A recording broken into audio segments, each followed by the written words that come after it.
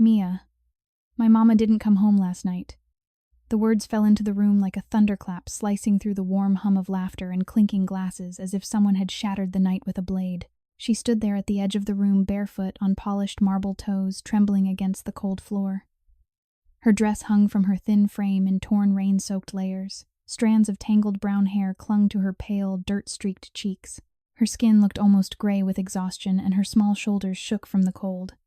But her eyes were wide, hollow with hunger and sleepless nights, yet they didn't beg. They didn't plead. They simply looked straight ahead, straight at him. Around her, the world could not have been more different. Crystal chandeliers glowed overhead. A string quartet played softly near the bar. Wealthy diners in silk dresses and tailored suits froze mid-conversation, their gold watches and diamond bracelets glittering under the warm lights. Then the whispers started. "Whose kid is that? How did she even get in here? Someone call security." A chair scraped loudly across the floor. At the center of the room, the man everyone feared, the one whose name alone could silence an entire city, slowly rose from his table. The powerful man's gaze swept across the restaurant once, and the murmuring died instantly. Then he walked toward the little girl. One step, then another. The entire room held its breath as he stopped in front of the barefoot child and lowered himself just enough to meet her eyes. His voice, when it came, was quiet, almost gentle. "What's your name, sweetheart?" Outside the tall glass doors, a dark silhouette lingered in the rain. A man in a parked car adjusted an earpiece and whispered 2 words into the night. "It's starting," and no one inside that glittering restaurant knew. That one simple question from a starving little girl had just set a storm in motion. If this story touched your heart, take a moment to reflect on the quiet power of kindness, especially when no one else chooses to show it. Share your thoughts in the comments and tell us where you're watching from. Which city and country are you in, and what time is it there right now? It's always amazing to see how stories like this connect people from all over the world. If moments like this remind you of the beauty of humanity, please like the video and subscribe to our channel so you don't miss more powerful stories that celebrate compassion, courage, and the simple acts of kindness that can change a life. The wind howled through the streets of Chicago like a wounded animal carrying sheets of icy rain that stung the skin and blurred the city lights into smeared halos. It was late October, 2025, one of those merciless autumn nights when the lake wind turned the air into a blade. Streetlights flickered weakly along North Lake Shore Drive, their glow barely penetrating the storm. Most people had long since retreated to warm apartments or cozy homes, shutters drawn tight against the cold. But not everyone had that luxury. Mia Thompson, 7 years old, trudged forward with her little brother Tommy clinging to her hand. Her thin pink coat, faded from countless washes and already too small, was soaked through the fabric, clinging to her narrow shoulders like a second, heavier skin. Water seeped into the holes in her sneakers, turning every step into a squelching agony. Tommy, only 5, whimpered softly, his small face pressed against her side, his Chicago Bears teddy bear clutched under one arm like a shield. The bear's fur was matted and dark with rain. They had been walking for hours. Mia's legs burned, her lungs ached from the cold air she dragged in with every breath. She had promised Tommy they would find Mama soon.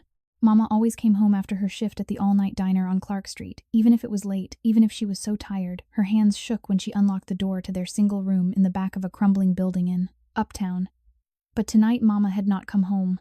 The children had waited in the dark apartment until the power flickered out from the storm, until the silence became too heavy, until fear drove them into the night. Mia remembered Mama's words from a long-ago power outage. "If anything ever happens, baby, find someone kind. Look for the big houses up by the lake. People there help folks sometimes."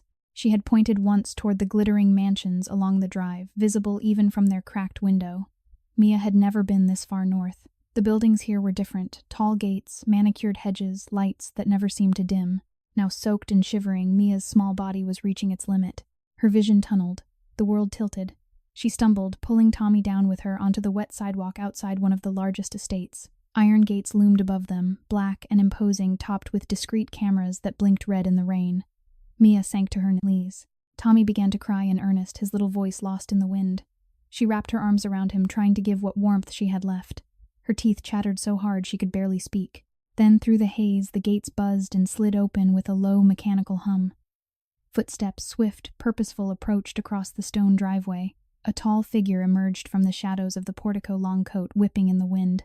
Vincent Moretti, Vince, to the few who dared use his first name, had been standing at the window of his study, staring out at the storm, a glass of bourbon untouched in his hand. He had not expected interruption tonight, not after the tense meeting earlier with men who wanted more territory, more control, more blood if necessary. but the sight of two small figures crumpled outside his gates pierced something deep inside him, something he had long buried under layers of calculation and ruthlessness. He ran. Dropping to one knee in the puddles, Vince scooped Mia up first, then reached for Tommy. The children were impossibly light, fragile as birds caught in oil. Their clothes were drenched, their skin icy. Mia's lips were blue. "I've got you," he said, his voice low and steady despite the sudden violent twist in his chest. "You're safe now." He carried them both inside, kicking the door shut behind him. The foyer was vast marble floors gleaming under soft recessed lighting, a crystal chandelier catching the storm's flashes. The contrast was brutal: warmth, luxury, safety on one side of the threshold, freezing misery on the other. Vince laid them gently on the wide leather couch near the roaring fireplace. One of his men, discreet, always nearby, appeared with thick blankets and towels. Vince wrapped Mia, first rubbing her arms briskly to bring circulation back. Tommy curled into a ball, clutching his sodden teddy bear. "What's your name, sweetheart?" Vince asked Mia, kneeling so his eyes were level with hers. Mia stared up at him, eyes wide and glassy with exhaustion and fear. Her voice was a whisper cracked from cold and crying. "Mia, my mama didn't come home last night." The words landed like a fist to the solar plexus. Vince felt something crack inside him, something he had not allowed to crack in years. Guilt, old and familiar, surged up, mingled with a sudden, fierce protectiveness he could not name. He had seen suffering before. He had caused suffering, but this small girl with her brother's hand still gripped in hers felt different. Personal, unbearable. He swallowed hard. "Mia, and this is—" "Tommy," she said, glancing at her brother. "He's scared." Vince nodded once. "I'm going to help you find your mama." "Okay, but first we get you warm. Hot chocolate. Dry clothes." He gave quiet orders to his staff. Within minutes a tray arrived, steaming mugs of hot chocolate topped with marshmallows, soft towels, oversized sweatshirts that would swallow the children whole. Mia helped Tommy drink, her small hands shaking. She sipped slowly, eyes never leaving. Vince's face wary, curious, terrified. Vince watched them, his mind racing. Who was their mother? How had they ended up here at his door in this storm? He had built walls, literal and otherwise, to keep the world out. Yet here it was shivering on his couch, asking for nothing but help. And then Mia spoke again, her voice so soft it nearly broke him. "Sir, thank you. Mama says to always say thank you when someone is kind." Vince's throat tightened. Kind. The word felt foreign in his mouth. He had not been kind in a long time. He had been effective, powerful, feared, but kind. He forced a small smile. "You're welcome, Mia." Outside, the storm raged on. Inside, something shifted, quiet, almost imperceptible. Vince felt it in his chest, a gnawing ache, a remorse that had lain dormant for years now stirring. He thought of his own childhood, the cold apartments, the empty refrigerators, the nights he had waited for a parent who never returned. He had clawed his way out, built an empire on strength and silence. Yet looking at these children, he saw the boy he had once been and hated what he had become to escape it. His phone buzzed in his pocket, a text from one of his lieutenants. Trouble brewing downtown. Rival crew testing boundaries again. Vince glanced at it, jaw tightening. He should leave, handle it. That was his life control, power, retribution. But he looked back at Mia and Tommy, now wrapped in blankets, eyes drooping with exhaustion and sudden safety. He could not leave them. Not yet. He sent a quick reply, "Handle it. I'm occupied." For the first time in years, Vincent Moretti chose something other than the fight. He sat on the ottoman across from the couch, elbows on knees, watching the children. Mia's gaze met his again, still guarded, still afraid, but with a flicker of something else. Trust, hope. It terrified him how much he wanted it to be trust. Mia shifted under the blanket. "Sir, will Mama be okay?" Vince leaned forward slightly. "I promise you this, we're going to find her. Tonight. And when we do, she'll never have to worry like this again." He did not know where the promise came from. It felt reckless, dangerous. But in that moment, staring into Mia's exhausted eyes, it felt necessary. Outside, lightning cracked across the sky. Inside, in the quiet warmth of a mansion built on shadows, a storm of a different kind was beginning. One of guilt, redemption, and an emotion Vince had long convinced himself he was incapable of feeling. Love at first sight, fierce and unasked for, ignited in his chest like a spark in dry tinder. It burned. It hurt. And he knew with a clarity that shook him that he would tear the city apart if it meant protecting these children and the woman who had given them life. The night was far from over, but for the first time in decades, Vincent Moretti felt something stronger than power. He felt hope. The fire in the great stone hearth crackled steadily, sending golden light dancing across the marble floors and up the high walls of Vincent Moretti's Lakeview mansion. Outside, the storm had not relented. Rain lashed the tall windows in angry sheets, and the wind moaned through the eaves like something grieving. Inside, however, the world had shrunk to the soft glow of lamplight, the scent of cinnamon from the hot chocolate, and the quiet breathing of two exhausted children finally slipping toward sleep on the wide leather couch. Mia lay curled on her side, one small hand still clutching her brother's. Tommy's cheek rested against the damp fur of his Chicago Bears teddy bear, his thumb near his mouth in the unconscious way of very young children who have finally found safety. Blankets cocooned them both thick cashmere throws that cost more than Sarah Thompson earned in 3 months. Vincent sat in the armchair opposite elbows on knees, watching them with an intensity that surprised even him. He had not moved in nearly an hour. His phone vibrated again on the side table, 3 sharp pulses. He ignored it. For the first time in years, the demands of the city outside felt distant, almost irrelevant. What mattered was here 2 small bodies that had walked through hell to reach his gate, a soft knock at the arched doorway. Marco, his second-in-command, broad-shouldered and watchful, stepped inside coat, still dripping. "Boss," he said quietly. "We ran the name. Thompson. Sarah Thompson, waitress at the 24-hour diner on Clark near Wilson. She didn't clock out tonight. Coworkers said she left around 11 walking. No one's seen her since." Vincent's jaw tightened. 11. That meant she had been out in this storm for almost 5 hours. Alone. Probably terrified. Probably thinking of these children every step. "Any word from the streets?" he asked, voice low, so as not to wake the sleeping pair. Marco hesitated. "Some of our guys spotted a woman matching the description near the underpass by the river. She was down, looked like she'd been roughed up. Mugging, maybe. Or worse. They didn't approach. Thought you'd want to handle it personally." Vincent rose slowly. The movement sent a dull ache through his side, reminder of the knife wound from 2 nights earlier, stitched but still raw. He ignored it. "Get the car," he said. "Black Escalade. No lights. And tell the others to stay sharp. If anyone's watching the diner, I want eyes on them." Marco nodded and disappeared. Vincent crossed to the couch. He knelt, brushed a strand of wet hair from Mia's forehead. Her skin was warmer now, but still too cool. He looked at her face, so small, so trusting in sleep, and felt the old guilt rise like bile. He had spent his life building walls to keep weakness out, yet weakness had walked straight through his gates tonight, wearing pink sneakers with holes in the soles. He stood, took one last look at the children, then moved toward the foyer. "Stay with them," he told the housekeeper, who had appeared silently. "Anything they need, anything at all." The woman nodded. She had worked for him long enough to know better than to ask questions. Outside, the storm had turned vicious. Wind tore at Vincent's coat as he stepped into the waiting Escalade. Marco drove another man in the passenger seat, silent, armed, alert. They moved north along the drive, then cut west toward Uptown. The city blurred past. Shuttered storefronts, flickering neon signs half dead in the rain, homeless encampments huddled under viaducts. Vincent stared out the tinted window, jaw clenched. Every block reminded him of the boy he had once been, hungry, cold, invisible. He had sworn he would never be that boy again. He had built power instead. Power that could buy silence, loyalty, safety. Power that could destroy. And yet tonight power felt useless against the image of a woman alone in the dark thinking of her children. They reached the underpass near the Chicago River. Floodlights from a construction site cast harsh white beams across the concrete pillars. 2 of Vincent's men waited beside a chain-link fence, hoods up against the rain. "She's over there," one said, pointing. "Didn't move since we called." Vincent stepped out. The wind hit him full force, carrying the smell of wet asphalt and diesel. He walked forward, boots splashing through shallow puddles. She lay curled against a concrete support beam, knees drawn to her chest, thin denim jacket soaked dark. Her hair long, chestnut brown, plastered to her face. One cheek was swollen, a cut above her eyebrow leaking slowly. Her waitress uniform, cheap polyester name tag, still pinned, crookedly clung to her narrow frame.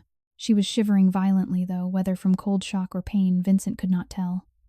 He crouched beside her. "Sarah." Her eyes fluttered open, hazel, glassy with exhaustion. For a moment she stared at him without recognition, pupils dilated. Then fear flashed across her face. She tried to push herself upright, but her arms gave out. She collapsed back, breath hitching.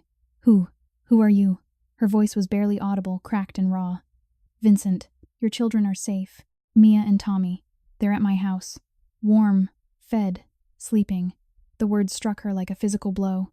Her eyes widened, filling instantly with tears. She reached out a trembling hand, nails bitten to the quick knuckles raw from cold, and clutched his sleeve. "Mia, Tommy, they're okay." The question came out in a broken whisper, as though speaking it too loudly might make it untrue. "They're okay," he repeated, softer. "I promise. She began to cry then, silent wrenching sobs that shook her whole body. She tried to curl tighter into herself as though shame could shield her from the world. Vincent felt something inside him fracture. He had seen grown men beg, seen rivals bleed, seen deals sealed in blood. None of it had ever cut as deeply as this woman's quiet, humiliated weeping. He reached forward slowly, telegraphing the movement. "I'm going to carry you to the car. You're hurt. You're freezing. Let me help you." She flinched at first instinct terror, but then her gaze found his again. Something shifted in her expression, confusion, wariness, and beneath it the faintest flicker of desperate hope. She nodded once, barely perceptible. Vincent slid one arm beneath her shoulders, the other under her knees. She weighed almost nothing. Bones pressed sharply against skin. Malnutrition, exhaustion, nights without heat. The truth of her life hit him harder than any fist. He carried her to the Escalade. Marco opened the back door without a word. Vincent settled her gently across the seat, wrapping her in the wool blanket kept in the trunk for emergencies. She shivered harder, now shock setting in. As the car pulled away, heading back toward Lakeview, Sarah's hand found his again. Her fingers were ice. "Why?" she whispered. "Why are you doing this?" Vincent looked down at her. Her face was pale, bruised, beautiful in its fragility. And in that instant, the emotion he had felt earlier, the spark that had ignited when he first saw Mia, roared into full flame. Love, raw, consuming, terrifying. He had never believed in such things. Love was weakness. Love was leverage. Love got people killed. Yet here it was burning through every defense he had ever built. He wanted to protect her, to shelter her, to erase every night she had spent cold and hungry and afraid. The intensity of it shocked him, violent, almost painful. He had to look away, jaw clenched, fighting the tide rising inside him. "I don't know," he said, finally, voice rough. "But I couldn't leave them out there. And I can't leave you here." Sarah stared at him, eyes searching his face. Fear still lingered there, mingled with confusion, curiosity, disbelief. She had lived a life where kindness came with strings, where help always carried a price. Yet this man, this stranger with hard eyes and gentle hands, had lifted her without asking for anything. She swallowed. "They're really safe, they are." A long silence. The car moved smoothly through the storm. Rain drummed on the roof like distant gunfire. Sarah's voice came again, small and trembling. "I'm sorry. For everything. For them having to come to you. For being like this." Vincent's chest ached. "Don't apologize. None of this is your fault." But even as he said it, guilt tore at him. How many others had suffered in the shadows of his city while he built his empire? How many women had walked home alone, afraid, because men like him allowed the streets to remain lawless? The car turned onto the private drive. Gates opened silently. The mansion loomed ahead, warm lights in every window, a beacon against the night. As Vincent lifted Sarah again, careful, reverent, she rested her head against his shoulder. Not surrender, not yet trust, but exhaustion so complete it left no room for resistance. He carried her inside, past marble and crystal, past wealth that now felt obscene in its excess. Up the curved staircase to a guest suite, soft linens, heated floors, a fire already burning low. He laid her on the bed. She looked impossibly small against the pillows. A doctor discreet, paid well for silence, was already waiting. Vincent stepped back as the man examined her bruises, mild concussion, severe dehydration, malnutrition that had gone on far too long. Vincent stood in the doorway, fists clenched at his sides. Remorse clawed at him, sharp, unrelenting. He had the power to change things. He had always had the power, and he had done nothing. Sarah's eyes found his across the room. She looked dazed, disoriented, yet there was something new in her gaze, something fragile and luminous. "Thank you," she whispered. Vincent could not speak. The words lodged in his throat. Instead, he nodded once, turned, and walked out into the hallway. Behind him, the storm continued to rage. Inside him, a different storm had only just begun, one of guilt-longing and a love so fierce it threatened to undo everything he had ever been, and he welcomed it. The guest suite was bathed in the soft amber glow of a single bedside lamp, its light pooling gently over the cream linens and the pale face of Sarah Thompson. She lay very still beneath the duvet, an IV line taped to the back of her hand, delivering fluids the doctor had insisted upon. Her breathing had steadied into the slow rhythm of exhausted sleep, but even in repose, her brow remained faintly creased as though worry refused to leave her completely. Down the hall in the children's temporary room, Mia and Tommy slept on. The housekeeper had changed them into soft pajamas, new ones, tags still attached, pulled from a closet that held clothes no one had ever worn. Mia's small hand rested protectively over Tommy's chest, even in dreams. Vincent Moretti stood in the doorway of Sarah's room, arms folded tightly across his chest as though holding himself together. The doctor, a gray-haired man who asked no questions and accepted cash in crisp hundreds, had just finished his quiet examination. He packed his bag now, speaking in low professional tones. Severe dehydration, borderline malnutrition, mild concussion from what looks like a fall or impact. Bruising on the ribs and face likely from the assault. She's been running on empty for a long time, Mr. Moretti. Months, maybe longer. She needs rest, nutrition, warmth, no stress. I'll check back tomorrow. Vincent nodded once. Thank you. The doctor left without another word. The door closed softly behind him. Vincent remained where he was, watching Sarah's chest rise and fall. Each breath felt like an accusation. He had seen poverty before, lived it once, but never like this. Never wrapped in the fragile body of a woman who had carried 2 children through it alone. Her wrists were so thin the hospital bracelet looked obscene against her skin. Her collarbones stood out sharply beneath the thin cotton gown the housekeeper had helped her into. Every detail screamed of nights without enough food, without heat, without rest, nights when the wind had howled through cracked windows and she had pulled her children close to share what little warmth remained. He turned away abruptly, striding down the hallway to his study. The room was vast, dark wood paneling, absorbing the light from the desk lamp. Floor-to-ceiling windows overlooked the storm-tossed lake, black and restless under the October sky. He poured 2 fingers of bourbon into a crystal tumbler, stared at it, then set it down untouched. Alcohol would not quiet the storm inside him tonight. His phone buzzed again, persistent, demanding. He answered this time. Talk to me, he said. Marco's voice came through tight with urgency. Boss, we've got movement. The crew from the west side, Rossi's boys, hit one of our warehouses on the south side an hour ago. Took inventory, left a message. They're saying the riverfront is theirs now unless we back off. Vincent's free hand curled into a fist. And they're moving tonight. Word is they're heading to the diner on Clark Sarah's place. Someone saw her leave with a wad of cash tips. They think she's connected. Leverage. Rage flared hot and immediate in Vincent's chest. Not just business rage, this was personal. They had touched her. They had hurt her. And now they were circling her children. Get everyone, he said, voice dangerously calm. I want the diner locked down. No one touches that building. No one touches her name. I'm coming. He ended the call. For a moment he stood motionless, staring at the rain-streaked glass. Then he moved swift, decisive crossing to the safe hidden behind a bookshelf. He removed a compact pistol, checked the magazine, slipped it into his waistband beneath his coat. Not for violence, not tonight, but the weight of it grounded him. Before he left, he returned to Sarah's room. She stirred as he approached the bed. Her eyes opened slowly, unfocused at first, then sharpening with alarm. Mr. Moretti. Her voice was hoarse, timid, the politeness of someone who had spent years expecting the worst. Vincent, he corrected gently. You're safe here. I need to step out for a little while. Business. The children are asleep down the hall. My housekeeper is with them. She'll stay until I'm back. Sarah tried to sit up. Pain flashed across her face. She gasped softly and fell back against the pillows. The diner. My tips. They were in my apron pocket. Someone took them. Everything we had for the week. Vincent knelt beside the bed, bringing his face level with hers. I know. I'm going to handle it. You rest. Her eyes searched his, fearful, confused, yet clinging to the strange safety he offered. Why are you doing all this? You don't know us. He hesitated. The truth was too vast, too raw to speak aloud. Instead, he reached out slowly, carefully, and brushed a strand of hair from her forehead. His touch lingered a fraction too long. Because I couldn't walk away, he said quietly. Not from them. Not from you. Her breath caught. Something flickered in her gaze. Shock, disbelief, a fragile spark of something warmer. She looked away quickly, cheeks flushing despite the pallor. Vincent stood. Sleep. I'll be back before dawn. He left before she could reply, before the ache in his chest could force more words from him. The drive through the city was tense. Marco drove.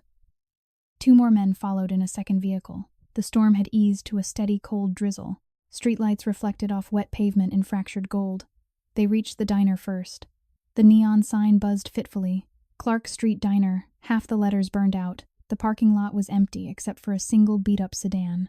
Vincent's men were already there, positioned discreetly, one by the back door, 2 across the street.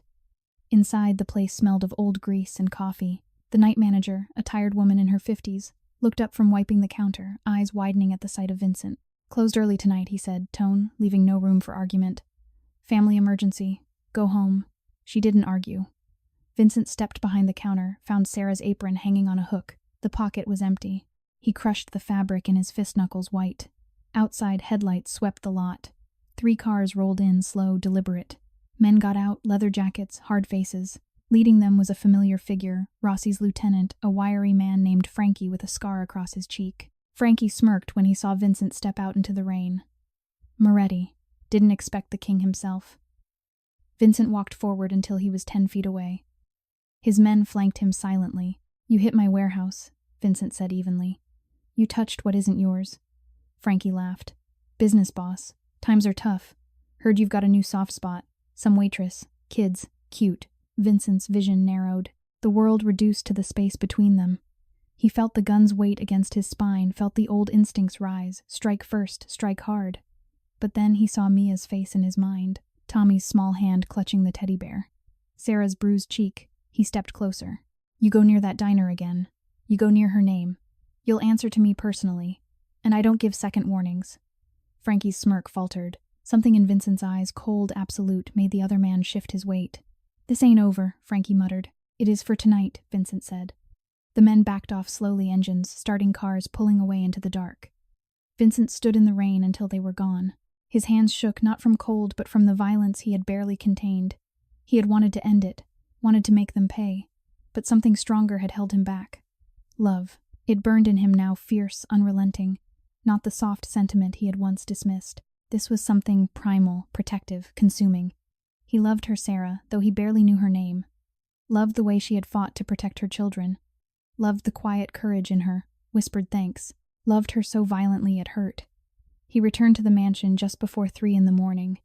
The house was silent, warm, lit only by low hallway sconces. He checked on the children first. Both still asleep safe. Then he went to Sarah's room. She was awake, sitting up against the pillows, knees drawn to her chest. The IV had been removed. A fresh bandage covered the cut on her brow. She looked up as he entered, eyes wide with anxiety. "You're back," she whispered. He closed the door softly behind him. "I told you I would be." She swallowed. The children, sleeping. Safe.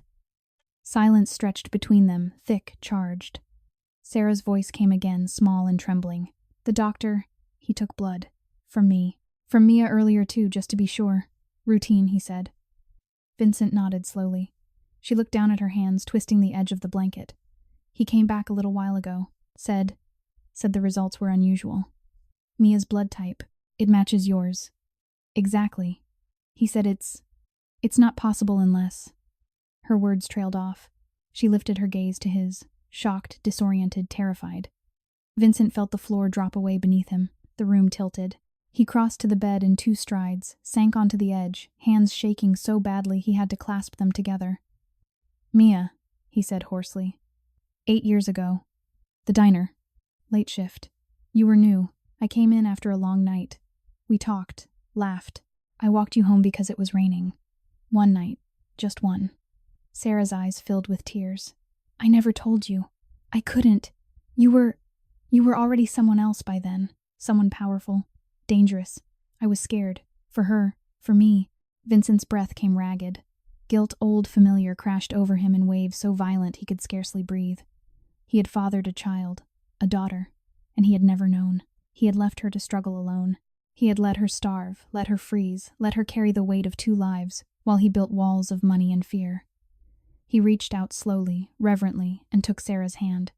Her fingers were cold, trembling. "I'm sorry," he whispered. "God, Sarah, I'm so sorry." Tears spilled down her cheeks. She did not pull away. Instead, she squeezed his hand weakly, but with a quiet strength that shattered him all over again. Vincent bowed his head, forehead resting against their joined hands. The storm inside him raged, remorse, love, fury at himself, at the world, at every choice that had kept him blind. And through it all, the love burned brighter, fierce, protective, eternal. He lifted his head, met her eyes. "I won't leave you again," he said. "Not you. Not Mia. Not Tommy. Whatever it takes. I swear it." Sarah searched his face, fearful, hopeful, overwhelmed. And in that quiet, condensed moment of stillness, amid the unfairness of years lost and pain endured, something fragile began to mend. Not completely. Not yet. But enough to hope. Enough to believe that love, raw, painful, redemptive, might be stronger than the shadows that had shaped them both. Dawn crept over Lake Michigan in pale, reluctant streaks of gray, and rose the storm finally spent.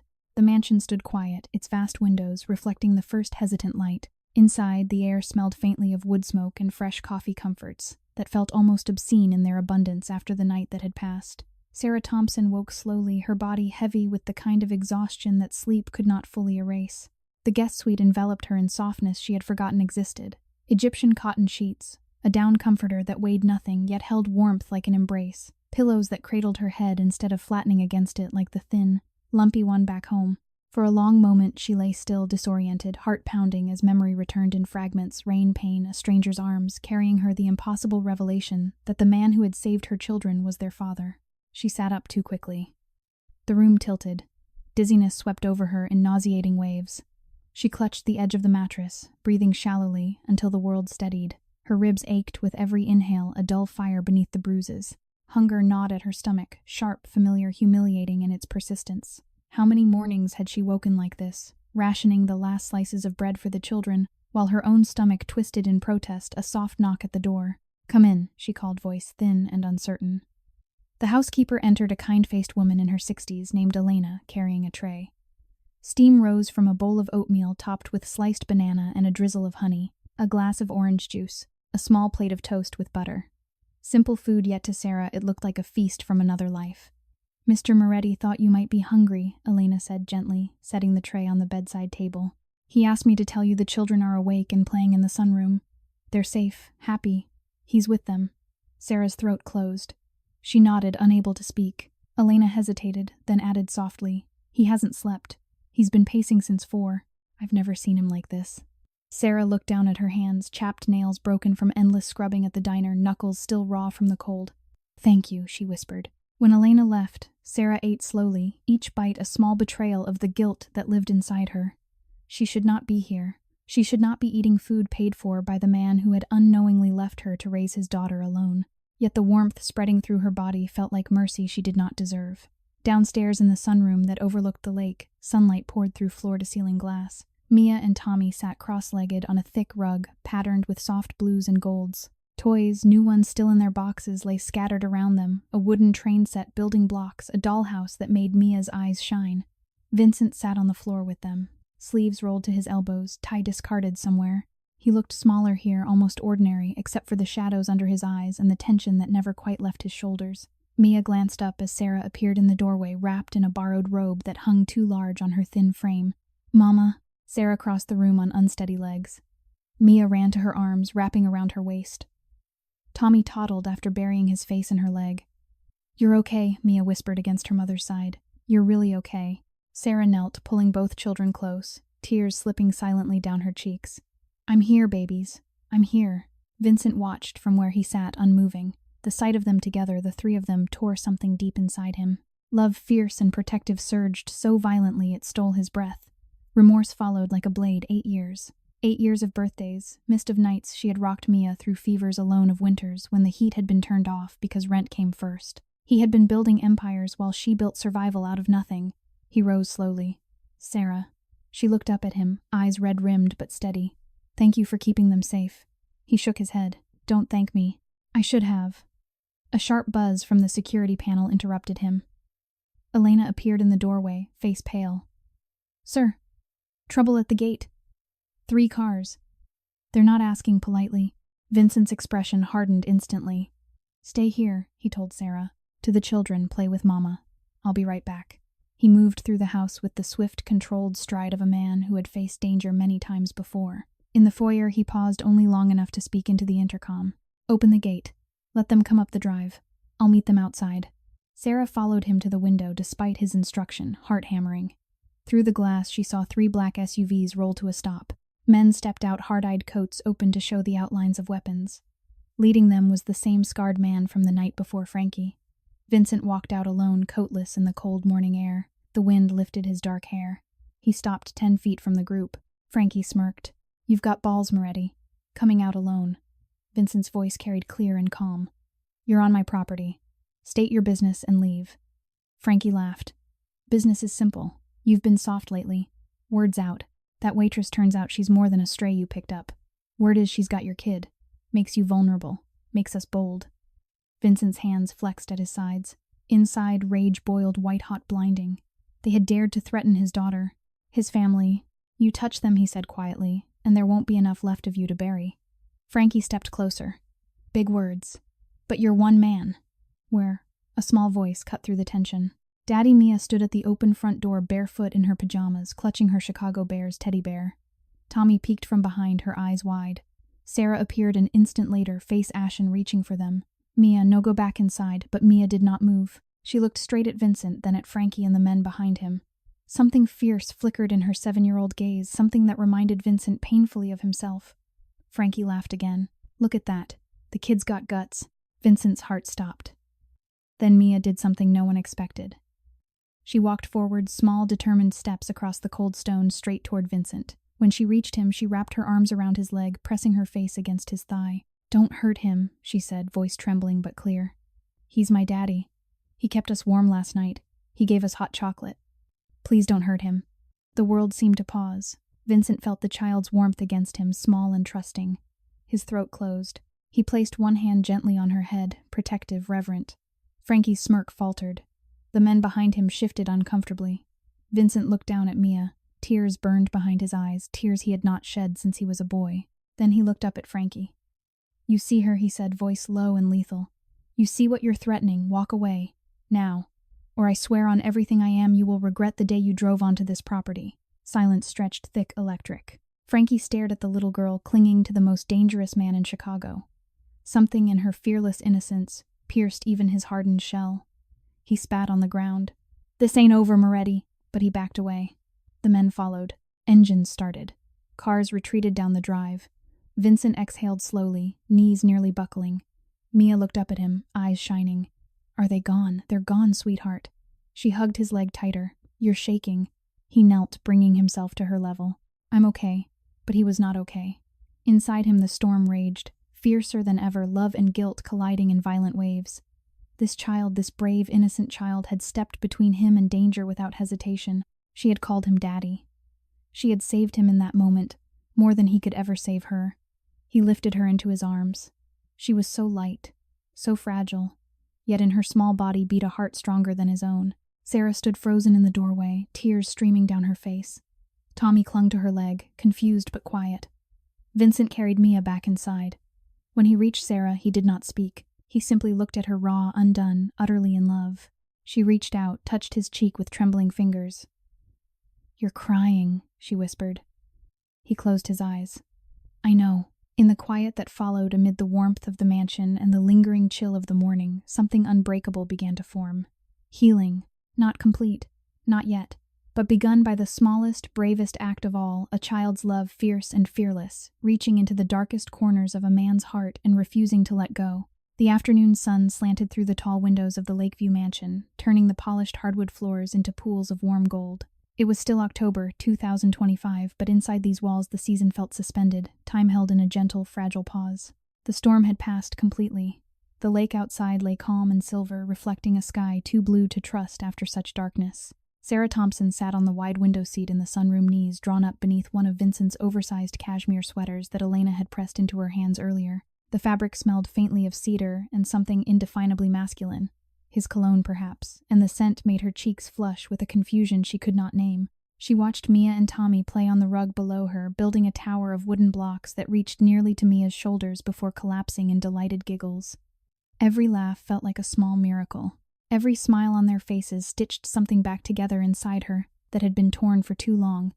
Yet even in this moment of quiet, the weight of reality pressed against her ribs. She could still feel the hollow ache of hunger that had become a constant companion. She could still see in the mirror that morning the sharp lines of her cheekbones, the dark circles beneath her eyes that no amount of rest could erase in a single night. She had lived on instant noodles and day-old bread for months. She had heated water on a hot plate because the landlord had cut the gas again. She had sung lullabies to drown out the wind rattling the single-pane windows of their one-room apartment. And now she sat in a house where fresh flowers stood, in crystal vases, and meals appeared without effort, and the contrast felt like a physical wound, sharp, humiliating, impossible to ignore. Vincent entered the room quietly, carrying a tray with 3 mugs of chamomile tea and a plate of sliced apples arranged in careful spirals. He set it on the low table without a word, then sat across from her on the opposite end of the window seat, close enough to feel real, far enough to give her space. He looked exhausted, shadows beneath his eyes, jaw tight with the effort of holding himself together. Sarah reached for a mug, fingers trembling slightly. You don't have to do this, she said softly. Any of this. We can go back. We'll manage. We always have. Vincent's gaze snapped to hers, intense, almost pained. No, you won't go back to that. Not while I'm breathing. The words landed heavily between them. Sarah looked down into her tea, watching the steam curl upward. You don't know what my life was like, she whispered. It wasn't always this bad. But after Mia was born, after I realized I couldn't tell you, everything just kept slipping. Rent, bills, food. I worked doubles at the diner, then nights at a cleaning service when they let me. I slept maybe 4 hours a night, sometimes less. The kids, they never complained. But I saw it. I saw how thin they were getting, how quiet they became, and I hated myself every single day for not being enough. Vincent closed his eyes for a long moment. When he opened them again, the torment in his expression was raw, unguarded. You were enough, he said hoarsely. You kept them alive. You kept them loved. That's more than I ever did. Sarah shook her head slowly. Don't. Please. I can't carry your guilt too. I have enough of my own. Silence fell thick, aching, filled with all the things neither of them knew how to say. Then Vincent spoke again, voice low and rough. Last night, when Frankie came to the gate, I almost lost control. I wanted to end it. Right there. I've done things, Sarah. Things I can never take back. I built this life, money, power, fear, because I thought it would protect me from ever being weak again. But it didn't protect you. It didn't protect Mia. And that tears me apart more than anything else ever could. Sarah looked at him, then really looked. She saw the man beneath the myth, the boy who had once been cold and hungry like her, the man who had clawed his way out with ruthless precision, the father who had never known he was one until fate forced the truth upon him. She saw pain so deep it mirrored her own. She reached out, hesitant, trembling, and placed her hand over his. Her fingers were still cold despite the warmth of the room. You saved us, she said quietly. Last night. This morning. Every time you looked at Mia like she was the only thing that mattered. You saved us. Vincent turned his hand, palm up, lacing his fingers through hers. The contact sent a jolt through both of them, electric, terrifying, undeniable. The moment shattered when his phone vibrated sharply on the table. He glanced at the screen. His expression darkened instantly. Stay here, he said, rising. Elena will watch the kids. I need to step out.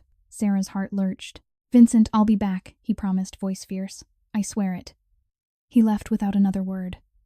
Outside, the city waited cold, unforgiving, full of shadows that belonged to him. Marco met him 2 blocks from the Gold Coast in the alley behind a shuttered jazz club. The air smelled of wet brick and distant lake water. 3 of Vincent's men stood nearby, silent sentinels. Marco's face was grim. Rossi's crew hit another spot. Not a warehouse this time. A small grocery on Halstead, the one your mother used to shop at when you were a kid. They didn't take money. They left a note. Said if you don't back off the riverfront next time, it'll be personal. Vincent felt the old rage rise familiar, comforting in its simplicity. But beneath it burned something new fear. Not for himself. For them. He looked at Marco. Where are they now? Meeting at the old cannery on Goose Island. 30 minutes. Vincent nodded once. We go. Now. They moved through the city in 2 black SUVs, quiet, swift, unseen. The cannery loomed ahead, rusted metal, broken windows, weeds pushing through cracked concrete. A perfect place for deals done in the dark. Vincent stepped out alone, coat open, hands loose at his sides. The wind off the river carried the smell of diesel and decay. Frankie waited inside the main bay, leaning against a stack of old crates. 4 men flanked him, tense, watchful. You don't quit, do you? Frankie said, smirking. Thought the kid would soften you up. Vincent walked forward slowly. You threatened my daughter, my family. That was your mistake. Frankie pushed off the crates. Family? You didn't even know she existed until yesterday. You're playing house now, cute. But this city doesn't run on sentiment, Moretti. It runs on strength, and right now you're showing weakness. Vincent stopped 5 feet away. You want the riverfront, take it. But you come near them again, any of them, and I will burn everything you've built. I will make sure every man who follows you knows exactly what happens when you cross that line. Frankie laughed, short, harsh. Big talk, but you're alone. Vincent smiled, then small, dangerous. M.I. Marco and the others stepped from the shadows, silent, armed, ready. Frankie's smirk faded. Vincent took 1 more step. Walk away. This is your last chance. Tension crackled in the air, thick, suffocating. Frankie stared at him for a long moment. Then he spat on the ground. This ain't finished. He backed away. His men followed. Vincent stood motionless until the last car disappeared into the dusk. When he returned to the mansion, night had fallen fully. The house glowed softly from within, warm, safe, everything he had never deserved. Sarah waited in the foyer, arms wrapped around herself. Mia and Tommy were already asleep upstairs. She looked up as he entered. Her eyes searched his face, fearful, hopeful, exhausted. "You're back," she whispered. He crossed the distance in 3 strides. Without thinking, without hesitation, he pulled her into his arms. Sarah stiffened for a heartbeat, shock, uncertainty, then melted against him. Her hands fisted in his coat. She buried her face in his chest and began to shake. Vincent held her tighter. "I'm sorry," he murmured into her hair. "For everything. For the years I wasn't there. For the danger I brought to your door. For all of it." Sarah pulled back just enough to look up at him. Tears streaked her face, but her voice was steady. "You're here now." Vincent cupped her cheek, gentle, reverent. "And I'm never leaving again."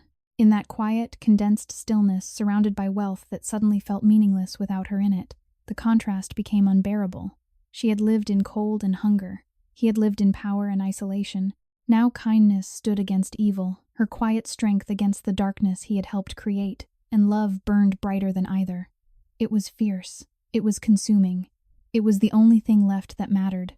And in her arms, Vincent Moretti felt for the first time in his life that he might finally be worthy of redemption. Evening settled over the Lakeview mansion like a heavy curtain, the October 2025, sky bruised purple and gold above the dark expanse of the lake. Inside the house breathed warmth, fires crackling in multiple hearths, soft lamps casting pools of amber light across Persian rugs and mahogany paneling that gleamed with quiet opulence. Yet beneath the surface, calm tension coiled tighter with every passing hour. Sarah Thompson stood at the tall window of the upstairs nursery turned playroom, arms wrapped around herself as though the borrowed silk robe Vincent had given her could not quite keep out the chill that lived inside her. Bones.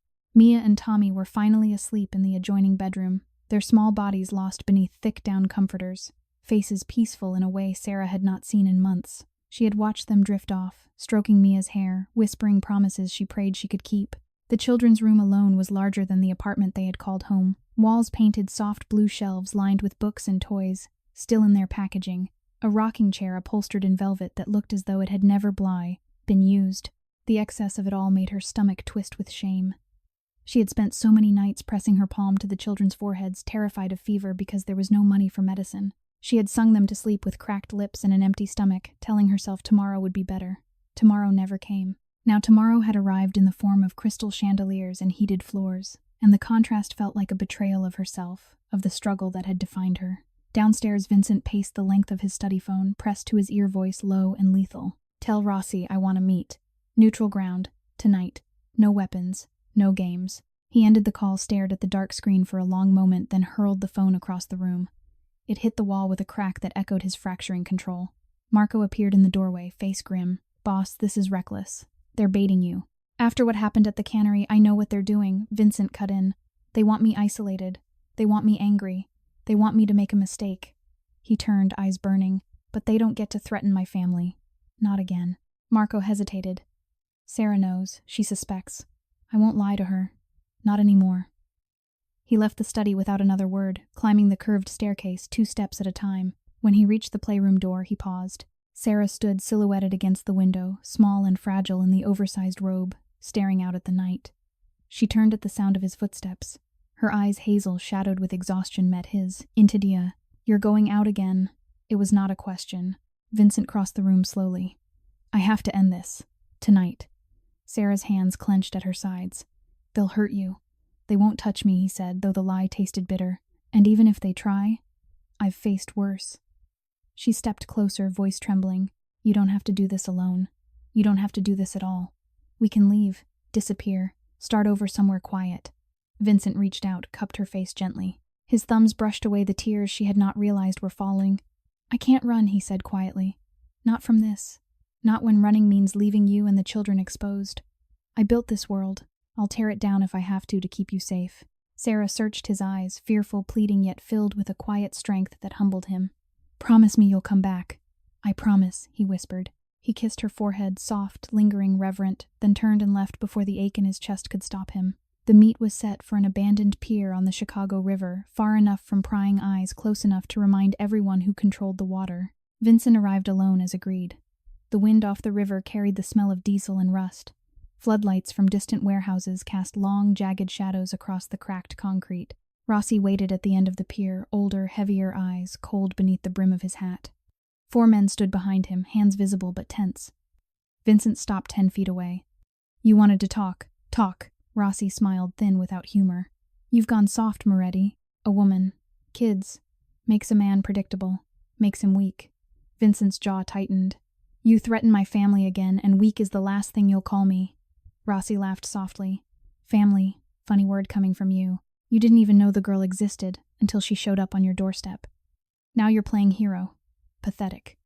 Vincent took 1 step forward. You don't know anything about them. Or me. I know enough, Rossi said. I know you're distracted.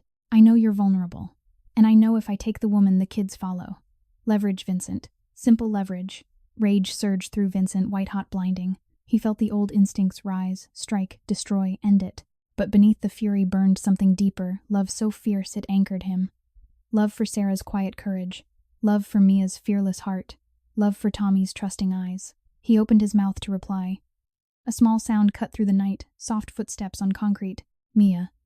She had slipped out of the mansion somehow, perhaps through a side door left ajar, perhaps following the taillights of Vincent's car in blind determination. She stood now at the edge of the pier, still in her pajamas, clutching her Chicago Bears teddy bear hair wild from the wind. Vincent's heart stopped. Mia, he breathed. No, go back. But Mia did not move. She walked forward, small, deliberate, straight toward him, eyes fixed on Rossi and the men behind him. Rossi's smile widened. Look at that. The little princess herself. Vincent moved fast, instinctive, placing himself between Mia and the group. Stay behind me, he ordered, voice shaking. Mia ignored him. She stepped around his leg, small hand reaching up to clutch his coat. Then she looked straight at Rossi. You're mean, she said clearly. You want to hurt my daddy. But he's good. He gave us a warm place. He gave Mama medicine. He hugged her when she cried.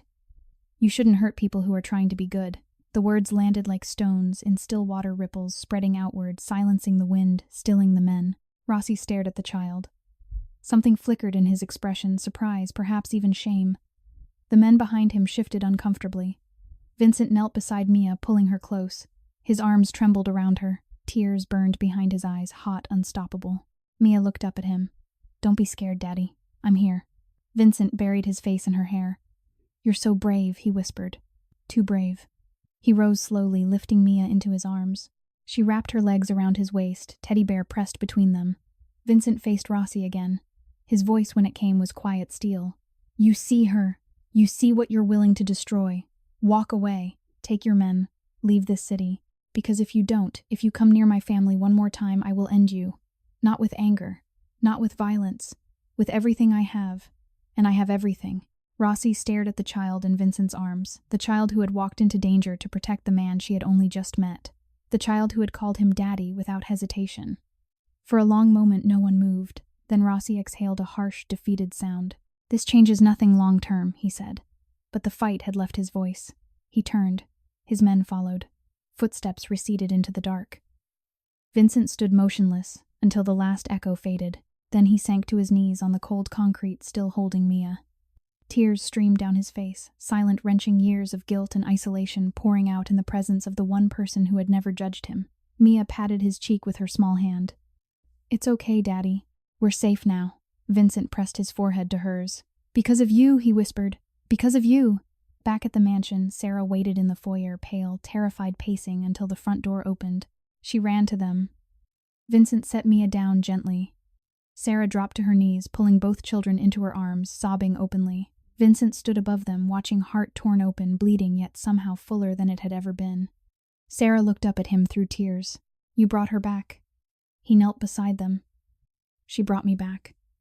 In that quiet, condensed moment, surrounded by wealth that suddenly felt like nothing without them, the rising tension broke. Not into violence, into healing. Into love so intense it burned away every shadow. And in Mia's small, brave heart, Vincent found the courage he had lost long ago. The courage to choose kindness over power, family over fear, redemption over ruin. The night stretched on, but for the first time it felt like the beginning of something unbreakable. The mansion's grand dining room glowed with the soft flicker of candles set in silver holders, their light dancing across walls, paneled in dark walnut and a long table that could have seated 20. Yet only 4 places were set tonight: simple white china, crystal water glasses, and a centerpiece of fresh white roses that filled the air with delicate sweetness. It was still late October, 2025, the lake outside black and restless under a sliver of moon, but inside these walls time seemed to bend toward gentleness. Sarah sat at one end of the table, shoulders straight, despite the lingering ache in her ribs. She wore a soft gray sweater and jeans Elena had quietly laid out for her clothes that fit properly for the first time in years. Mia and Tommy flanked her faces, flushed from baths, and the excitement of a real dinner. Vincent sat opposite Sarah, sleeves rolled to his elbows, watching them with an intensity that bordered on reverence. He had cooked himself roast chicken with rosemary mashed potatoes whipped with cream, steamed green beans glistening with butter. The meal smelled like home in a way Sarah had almost forgotten homes could smell. Mia speared a green bean with her fork eyes bright. "This is the best dinner ever, Daddy." Vincent's throat worked. "I'm glad, sweetheart." Tommy giggled, cheeks smeared with gravy. Sarah reached over to wipe his face with a linen napkin, soft monogrammed, absurdly luxurious against her calloused fingertips. She caught Vincent watching her, and their eyes met. Something unspoken passed between them, gratitude, longing, the fragile beginning of trust. After dinner, Elena took the children upstairs for stories. Sarah and Vincent lingered at the table, coffee steaming between them in porcelain cups, so fine they felt like they might shatter under her touch. Sarah spoke, first voice soft. "You didn't have to do all this. The food, the clothes, the way you look at them, at me. It's too much." Vincent set his cup down carefully. "It's not enough," he said quietly. "Not after everything I missed. Not after everything you carried alone." Sarah looked down at her hands. "I used to dream about nights like this. Warm, safe, full bellies. But dreams don't pay rent. Dreams don't buy coats when the wind cuts through the walls. I stopped dreaming a long time ago." Vincent reached across the table, covering her hand with his. His palm was warm, steady.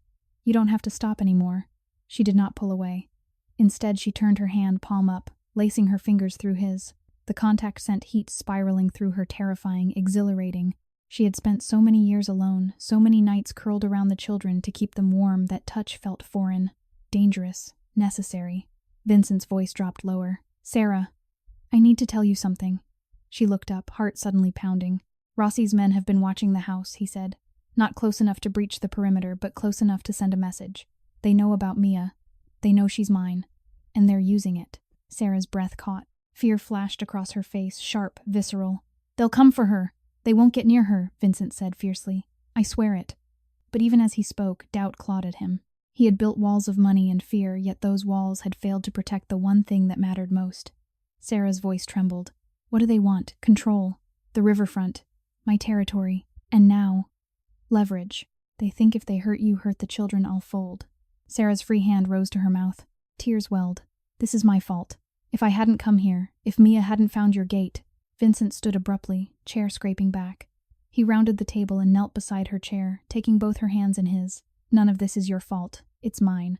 Every choice I made, that kept me in this world, instead of building something real. Every night, I chose power over people. I brought this danger to your door, and I will end it." Sarah searched his face, anguished, pleading. How Vincent exhaled slowly. "I have to meet my brother." The words hung between them like smoke. Sarah blinked. "Your brother Marco," Vincent said. "My older brother. He's been with me since the beginning, ran the streets with me when we were kids. But somewhere along the line, he changed. Or maybe I changed and didn't see it. He's been feeding information to Rossi. Small things at first, then bigger. Tonight he arranged the meet on the pier. Tonight he made sure Rossi knew exactly where to find me and Mia." Sarah's eyes widened in horror. "He betrayed you," Vincent's jaw clenched.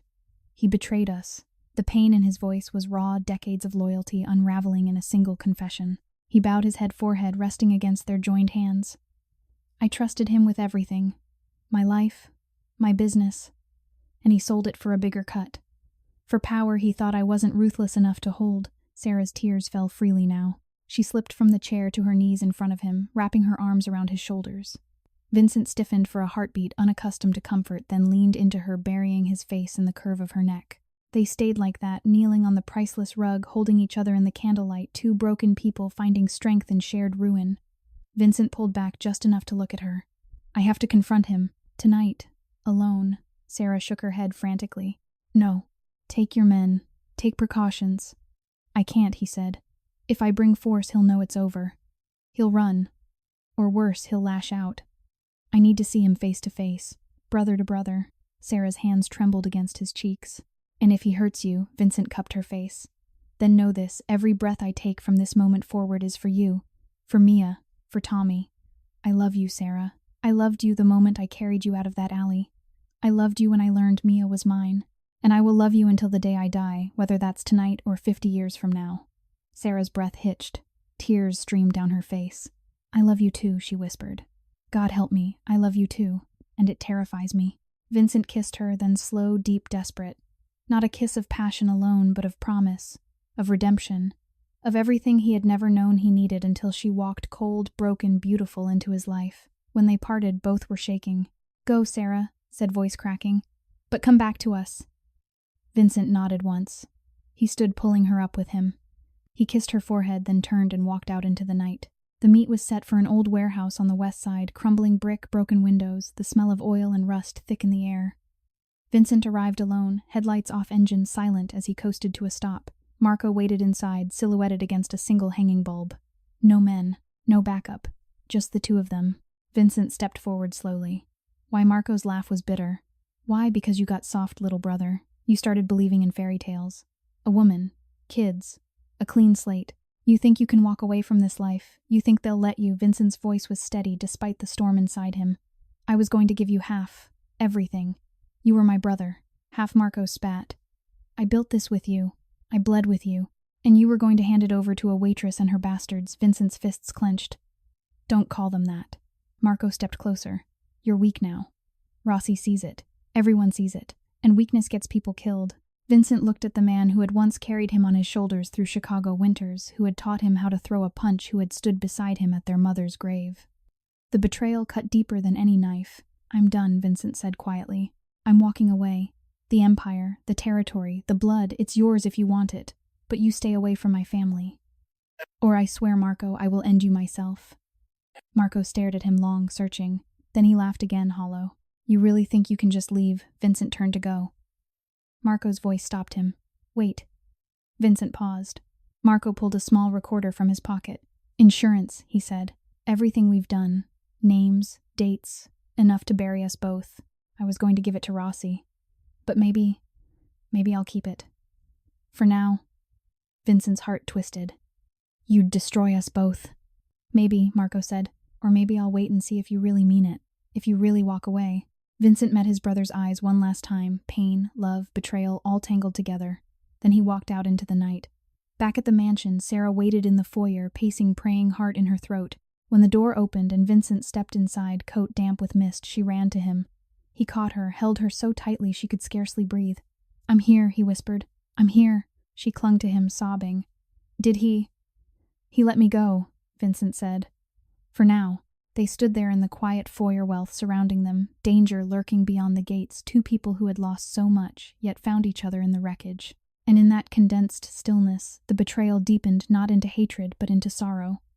Sorrow for what was lost, sorrow for what might still be taken, but also sorrow giving way slowly, painfully to hope.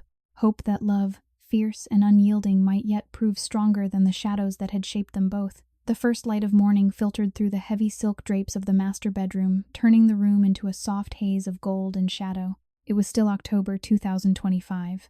The lake outside calm now, its surface like polished steel under a pale autumn sun.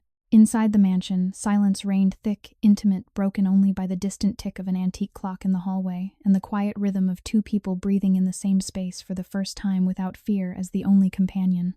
Sarah lay curled against Vincent's side, her head on his chest, one thin arm draped across his waist as though anchoring herself to him in sleep.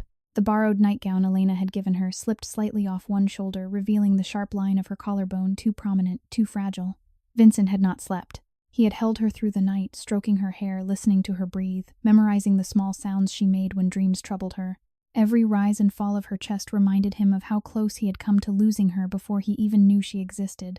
He had carried her upstairs after the confrontation with Marco, after the tears, after the confessions, after the kiss that had felt like surrender and salvation at once. She had trembled in his arms, not from cold, but from the overwhelming rush of emotion she could no longer contain. He had laid her on the wide bed, intending to leave her to rest, but she had reached for his hand. Stay, she had whispered. Please, just stay. So he had. He had kicked off his shoes, shed his coat, and stretched out beside her, fully clothed, afraid to presume, afraid to shatter the fragile trust they had only just begun to build. Yet sometime in the small hours she had turned toward him seeking warmth, and he had pulled her close without hesitation. Now her heartbeat thrummed steadily against his ribs, and the simple miracle of it nearly undid him.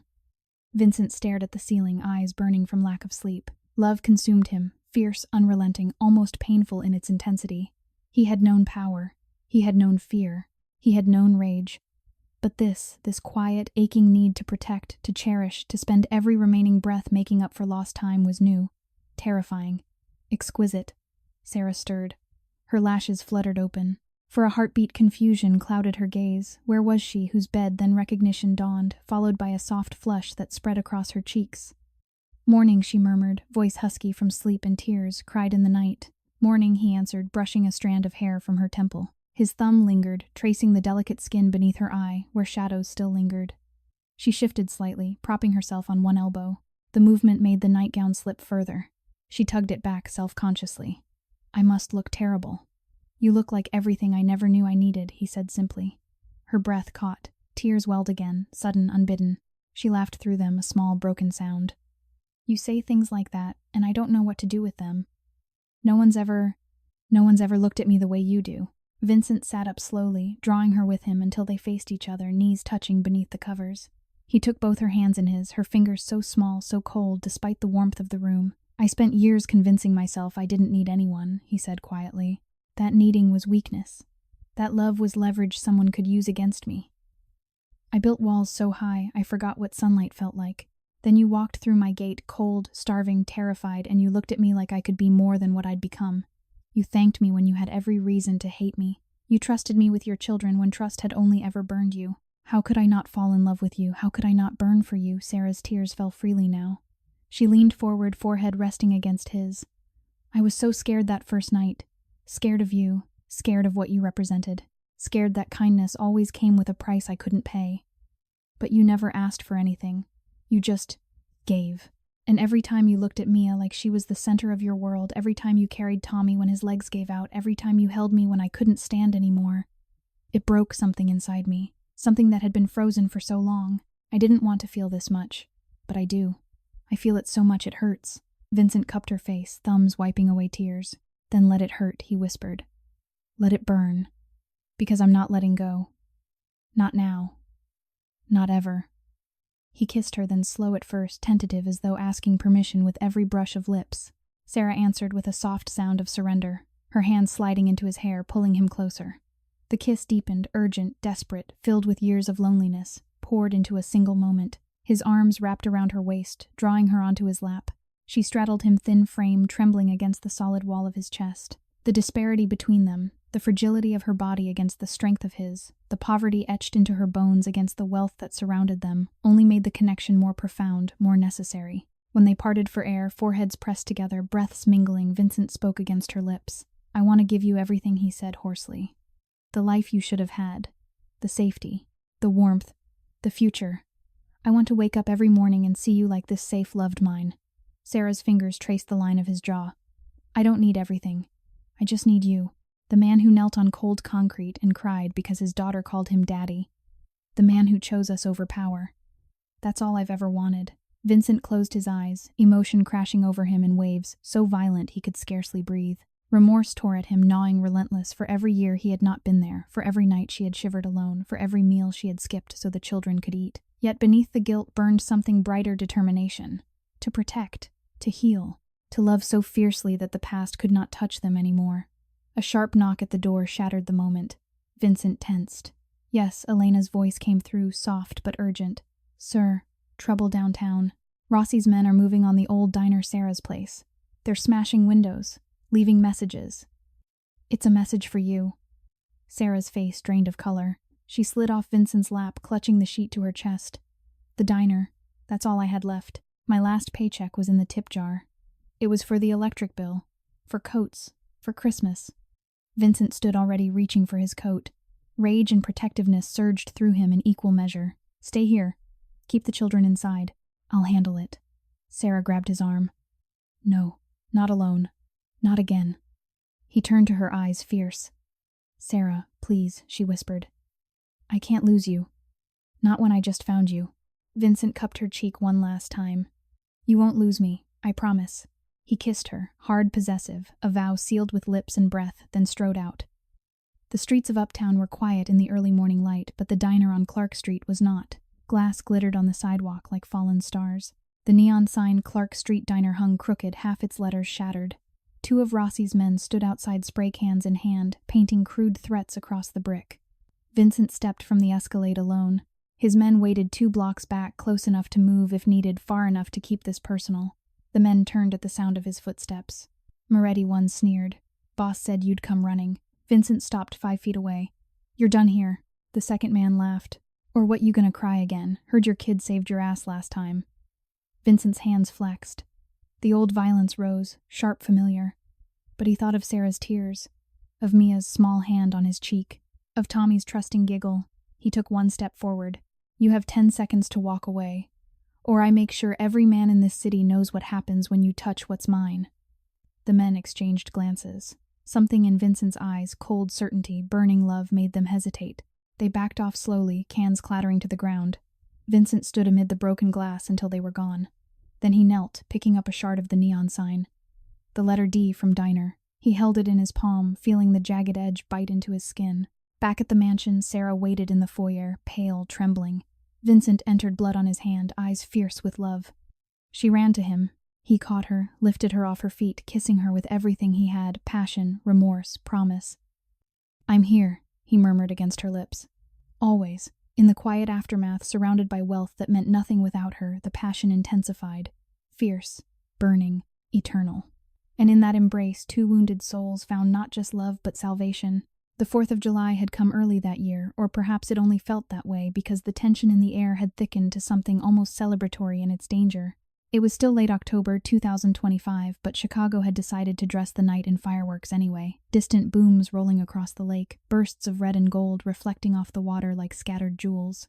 Vincent had suggested the picnic as a quiet way to reclaim normalcy. A blanket on the private stretch of lawn behind the mansion, hot dogs grilled on the stone patio, apple pie still warm from Elena's oven, paper lanterns strung between the trees to mimic the stars that city lights usually drowned out. For one evening, he wanted the children to feel what childhood should feel like, safe, silly, full of small wonders. Mia twirled in a new sundress, yellow dotted with tiny white flowers that Elena had bought without asking.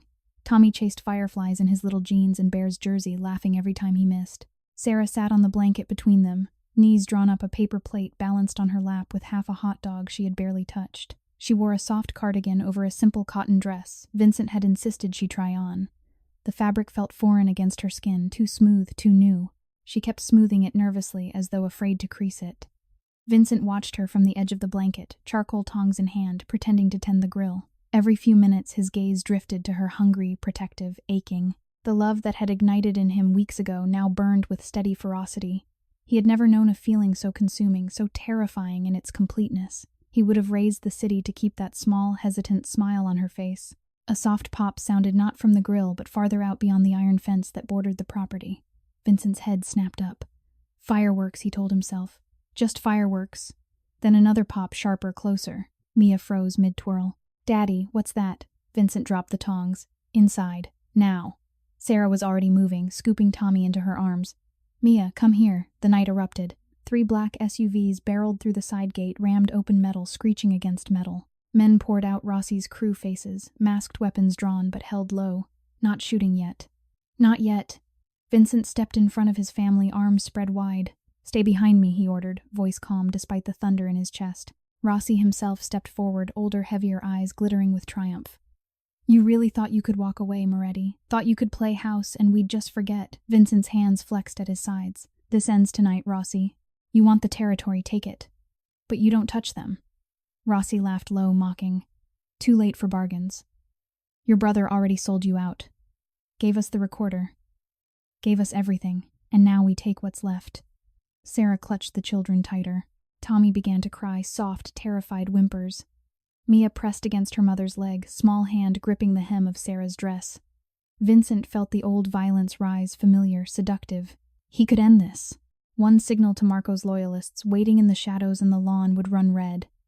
But then he saw Mia's face pale, trusting, looking up at him as though he could fix anything. He took one step forward. Last chance. Walk away. Rossi raised his hand. A gunshot cracked warning shot into the air.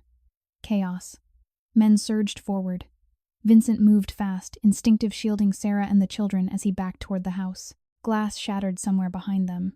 A lantern fell flames, licking the grass. Sarah stumbled, dizziness from fear and lingering weakness, and nearly fell. Tommy slipped from her arms, tumbling to the blanket. Mia screamed. Vincent spun. A man lunged toward the boy, reaching, grabbing. Mia acted first. She darted forward, small, fearless, throwing herself between the man and her brother. Her tiny body took the impact as the man shoved her aside. She hit the ground hard, rolling across the grass, the wind knocked from her lungs. Mia Sarah's cry tore through the night. Vincent roared, a sound of pure anguish, and charged. He tackled the man, driving him back, fists connecting once, twice, controlled, precise, stopping short of lethal. The man crumpled. Vincent scooped Mia up. She was conscious, gasping, clutching her side. A bruise was already blooming across her cheek, but her eyes, wide, determined, found his. "I'm okay, Daddy," she whispered.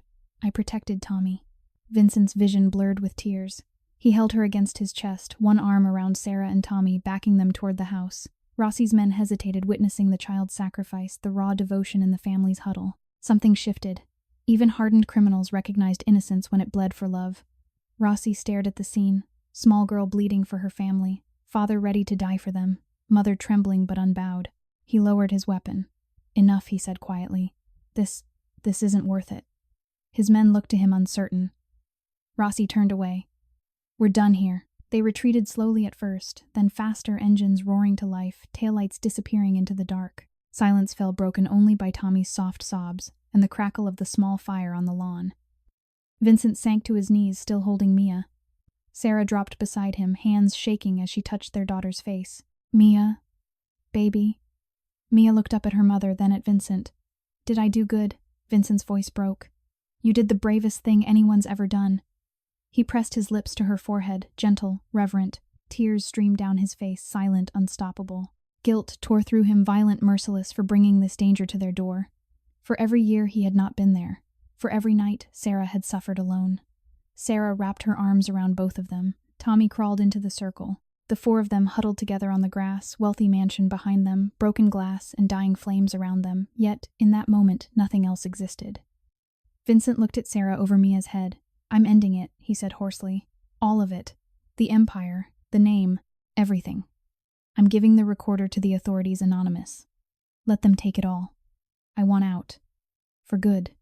Sarah searched his eyes, shock, hope, fear, all warring inside her. "You'd give up everything. I already have everything," he whispered. "Right here." He kissed her, then soft, trembling, filled with promise. She kissed him back, desperate, grateful, loving. Mia's small hand rested on both their cheeks. "We're a family now," she said simply. Vincent nodded, tears falling onto her hair. "Yes, sweetheart, we're a family." The fireworks continued overhead, distant, beautiful, and different. But on the lawn of the Lakeview mansion, amid broken glass and fading danger, a different light burned, love fierce and healing, forged in crisis and sacrifice. And in Mia's quiet bravery and her small body shielding her brother in her unwavering trust, Vincent found the final piece of redemption he had searched for his entire life. Not power, not wealth, just this, a child's love, pure and fearless, teaching a broken man how to be whole. The days following the 4th of July ambush blurred into a quiet, fragile peace that felt almost unreal after so much storm. The mansion stood as it always had, grand, silent, opulent, but now its vast rooms echoed with small healing sounds, Tommy's laughter, as he chased Elena's cat down the hallway, Mia's soft humming while she colored at the kitchen, Island Sarah's footsteps padding barefoot across marble floors. She still, touched with hesitant reverence. Outside, the lake glittered under weak November sun, but inside, warmth had taken root in ways wealth alone could never buy. Yet beneath the surface, Vincent carried a weight no one else could see. He moved through the days with deliberate, calm reading, bedtime stories, helping Mia with simple math problems she had missed at school, holding Sarah when nightmares woke her. But every night when the house slept, he sat alone in his study, staring at the small digital recorder Marco had left behind. The device lay on the mahogany desk like a sleeping snake, hours of recorded conversations, names, dates, transactions, enough evidence to dismantle not only his own empire, but half the organized networks that had thrived in Chicago's shadows for decades. He had promised to end it. He had promised Sarah. He had promised himself. But the promise tore at him. Every time he reached for the recorder, guilt surged, violent, suffocating.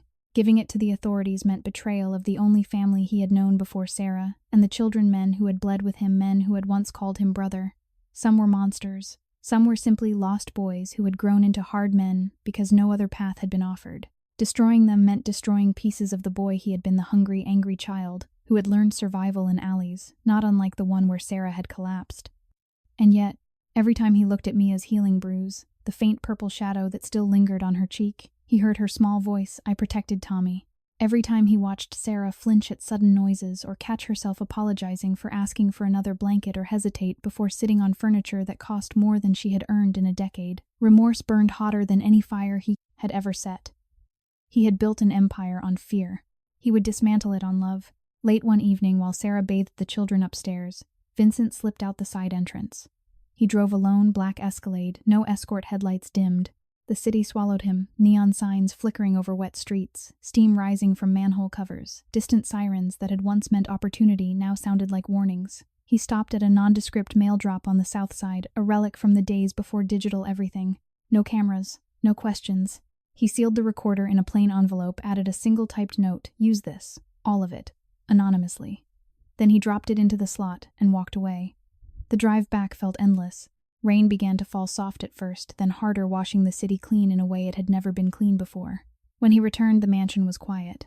Elena had gone home for the night. The children slept. Sarah waited in the foyer, wrapped in one of his old sweatshirts that hung nearly to her knees. She had not turned on any lights. Only the glow from the hallway sconces touched her face. She looked at him, searching, fearful, hopeful. Vincent crossed the marble floor slowly. Rain dripped from his coat onto the priceless rug. He did not care. "I did it," he said quietly. "The recorder is gone. It's in the hands of people who can use it. By morning, the warrants will start. By next week, it will all come down." Sarah's breath caught. She stepped forward, hands trembling as she reached for his wet coat. "You gave it all up." Vincent nodded once. "Everything except you. Except them." Tears filled her eyes. "They'll come for you. They'll put you away. Maybe," he said. "But I'd rather face a cell than another night knowing I let this world touch you again." Sarah's hands fisted in his shirt. "You could have run. Disappeared. We could have gone somewhere quiet, some small town where no one knows your name." Vincent cupped her face. "I'm done running. I ran my whole life from hunger, from weakness, from feeling anything real. I'm not running from this. From us." She began to cry, soft, wrenching sobs that shook her whole body. He pulled her close, holding her as though she might disappear if he let go. They stood there in the shadowed foyer rain, drumming on the windows, distant thunder rolling across the lake, two people who had once been invisible to each other, now holding on as though the world itself depended on it. The first raid came at dawn. Black SUVs, federal not local, rolled up the drive without sirens. Agents in dark windbreakers moved with practiced efficiency. Vincent had already opened the front door before they reached it. He stood barefoot on the marble steps, hands visible, expression calm. Sarah watched from the upstairs, landing heart in her throat, children pressed against her sides. Mia clutched her Chicago Bears teddy bear. Tommy hid his face in her leg. The lead agent, a woman with short gray hair and tired eyes, approached slowly. "Vincent Moretti." He nodded. "You're under arrest for racketeering, conspiracy, money laundering, among other charges. You have the right to remain silent." Vincent lifted his hands. Cuffs clicked into place, cold metal against skin that had once worn only the finest watches. Sarah descended the stairs barefoot, robe slipping off, one shoulder, voice trembling but clear. "He's turning himself in," she said. "He gave you everything. The recorder, the names, all of it." The agent looked at her, surprised, then softening. "We know. That's why we're here quietly. He's cooperating fully." Vincent turned to Sarah. His eyes, dark, steady, held hers. "I love you," he said simply.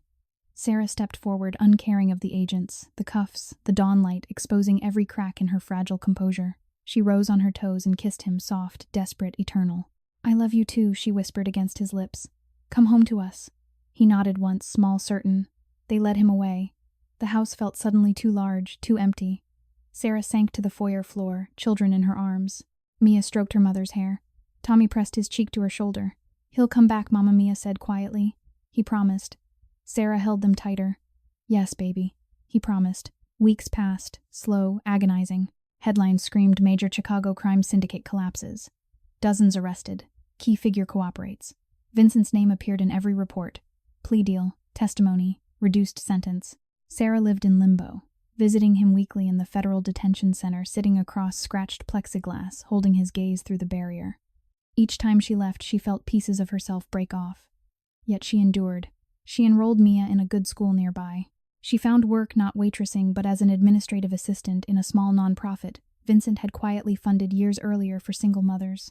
The pay was modest, but it was honest. She bought the children winter coats, real ones with zippers that worked, and hoods that kept out the wind. She paid the electric bill on time.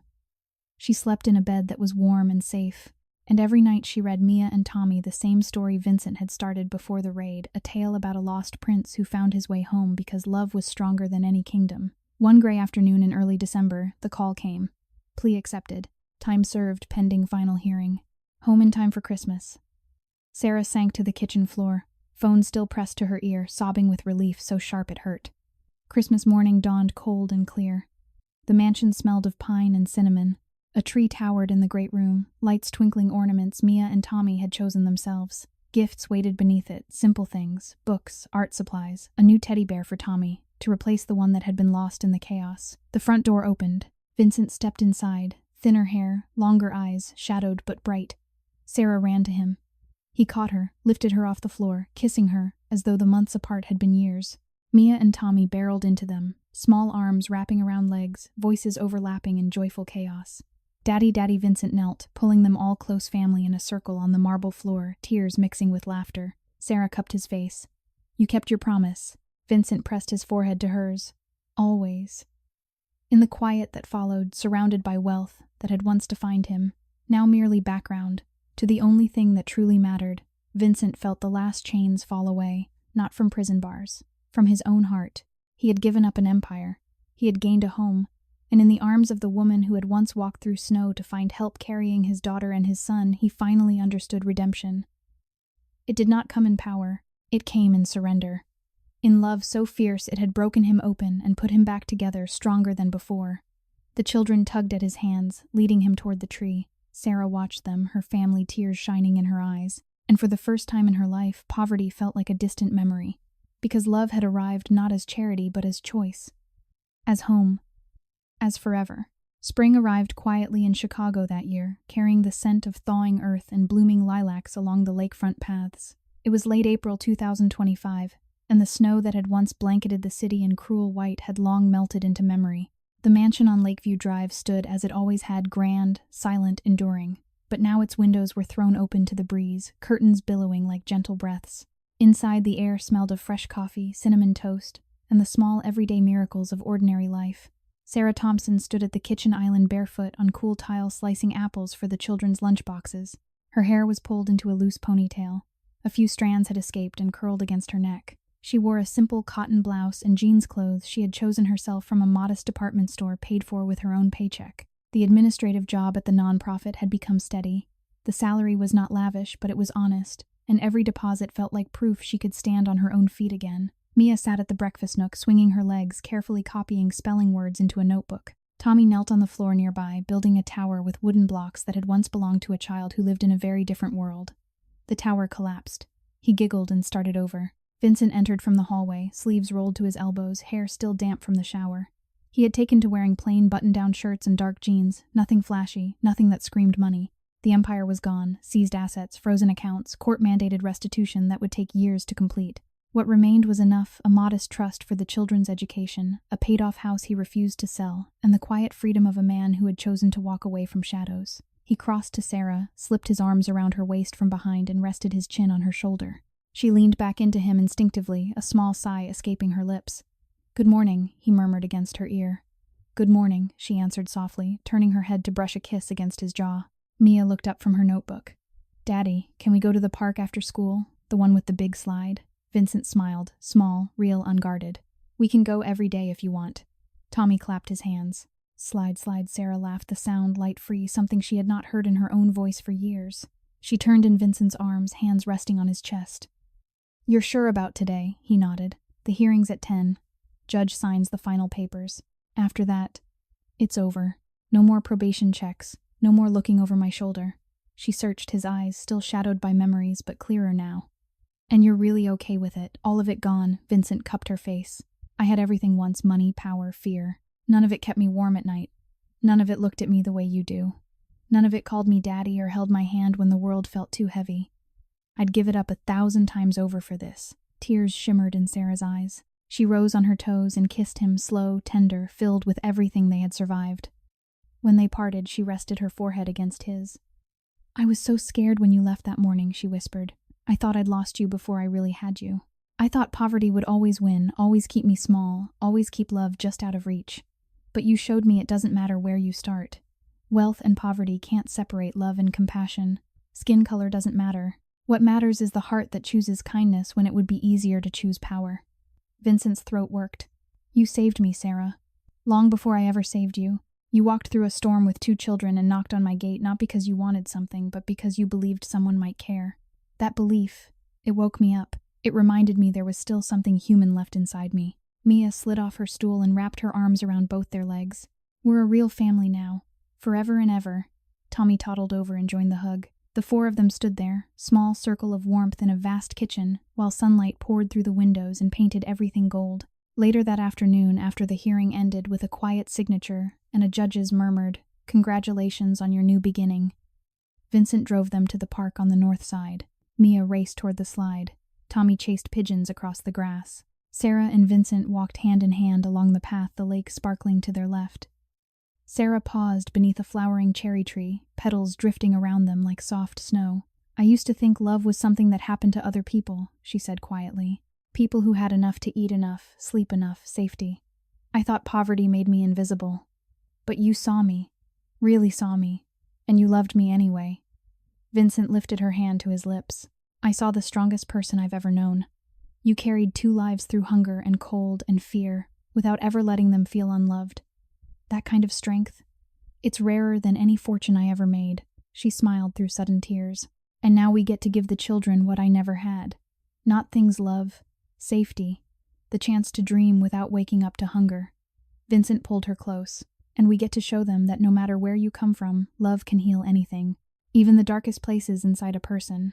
They stood there as petals fell, quiet, condensed emotional stillness, amid the laughter of children and the hum of the city beyond the park. Life had not been easy. The road had been long marked by unfairness, betrayal, danger, and deep inner tearing. Yet here they were, not perfect, not untouched by scars, but whole. Together, and in that wholeness, the greatest lesson emerged. Knowledge teaches us that compassion begins when we truly see one another. A lesson learned through hardship reminds us that no amount of wealth can purchase forgiveness. Education of the heart shows that love transcends every barrier. Another knowledge reveals that true strength lies in vulnerability. A gentle lesson whispers that redemption is possible for anyone willing to choose differently. Education in kindness proves that poverty and riches are illusions. When measured against shared humanity, knowledge illuminates that love does not ask for perfection, only presence. A quiet lesson affirms that compassion knows no color, no class, no border. Education through sacrifice teaches us that the greatest riches are measured in moments like these. And finally, one last knowledge settles deep within love. When chosen freely becomes the only legacy worth leaving behind. To everyone watching this video, may you carry good health in your body, a joyful life in your days, and daily peace in your heart. Thank you so much for staying with us through this journey. If this story touched you, please subscribe to the channel, like this video, and share it with someone who might need to hear it today. We post engaging stories every day, and we'd love for you to be part of this community. How did this story make you feel? Does it remind you of anything in your own life? Maybe a moment when kindness changed everything, or when love proved stronger than fear? Drop your thoughts in the comments below. I read every one, and it means the world to hear your emotions, your stories, your hearts speaking back. Until next time, take care of yourselves and each other. Goodbye for now, and I promise we'll meet again in the next video. Disclaimer: all stories on this channel are fictional and created solely for entertainment purposes. Any resemblance to real people, events, or places is purely coincidental.